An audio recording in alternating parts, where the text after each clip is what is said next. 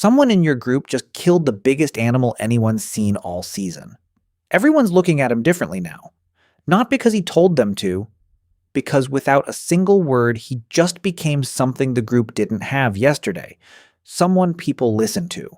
No election happened, no law was written, there was no throne, no crown, no paperwork, and yet somehow, every human group that has ever existed, from the smallest band of 30 people to entire empires, has had someone people listened to.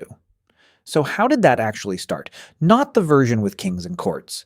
The version before any of that existed, when there was no authority except whatever the group decided to give someone, and nothing stopping them from taking it back.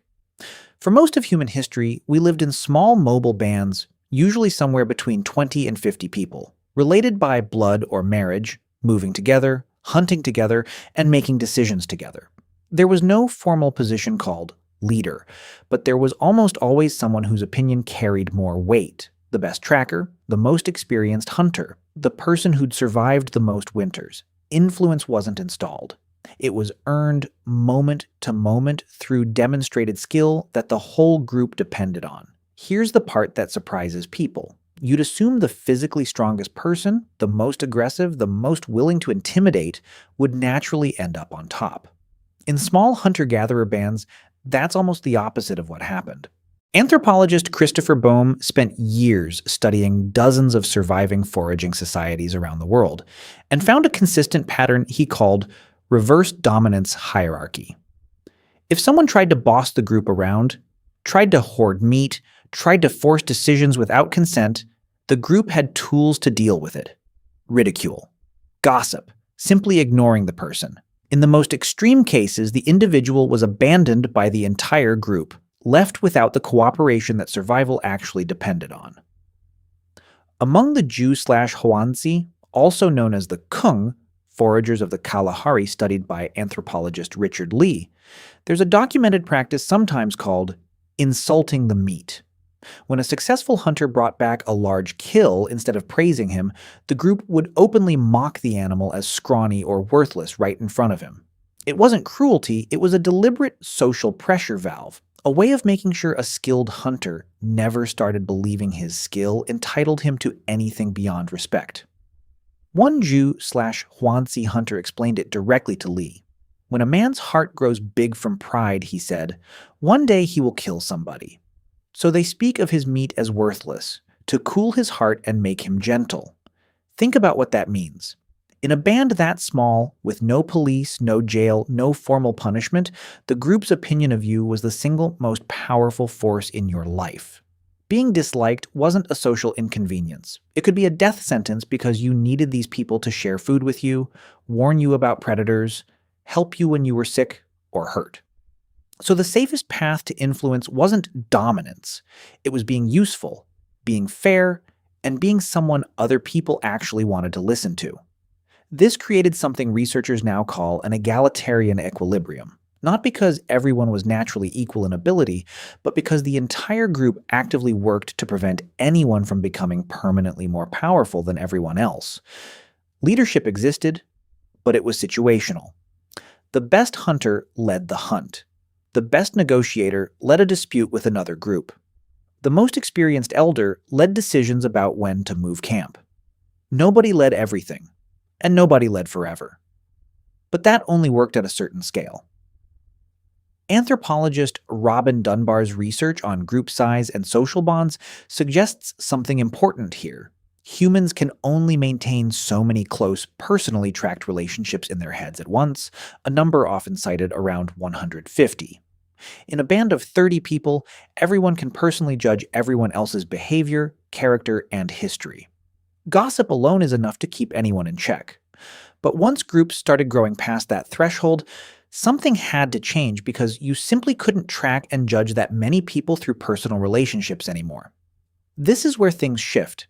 As some human groups settled down, especially once agriculture allowed larger permanent populations to live in one place, the same reverse dominance mechanisms that worked for 30 people started to break down for 300 or 3,000. You can't gossip an entire city into staying humble. Anthropologists studying this transition often point to what are sometimes called big man systems as an intermediate step, seen in various parts of the world, including Papua New Guinea. In these systems, individuals gained real influence not through inherited titles, but by accumulating resources and then redistributing them generously, throwing feasts, giving gifts, building networks of obligation. A big man's status wasn't handed down to his children automatically. It had to be rebuilt from scratch every generation through the same relentless cycle of earning, giving, and earning again. That's actually the key difference between this stage and everything that came after it.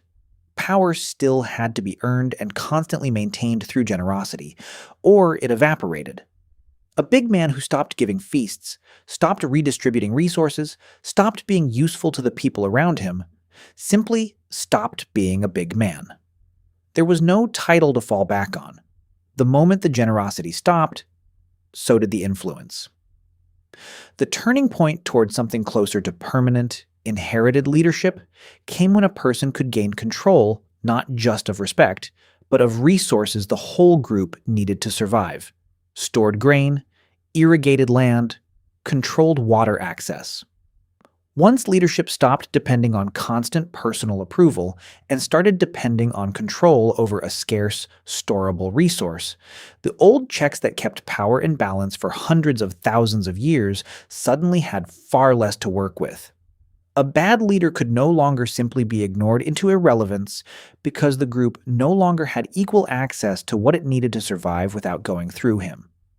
Archaeological evidence supports this shift showing up gradually, not overnight. Early agricultural settlements show remarkably similar house sizes and burial goods across most of the community, evidence of that egalitarian pattern persisting even after farming began. At the early farming site of Çatalhöyük in what is now Turkey, dating back roughly 9,000 years, houses are strikingly uniform in size with no clear palace, no separate elite quarter, and no burial site dramatically richer than the rest. It's only later at other sites as settlements grew larger and resource control became more concentrated that we start seeing dramatically unequal house sizes, elaborate burial sites for a select few, and the first clear archaeological signatures of hereditary rank. So the uncomfortable answer is that humans didn't originally choose leaders through strength, and they didn't originally choose them through anything resembling a vote either. They chose them moment to moment through a constantly renegotiated blend of skill, trust, and generosity, backed by a very simple enforcement mechanism. If you got too far out of line, the people you depended on for survival could simply stop cooperating with you.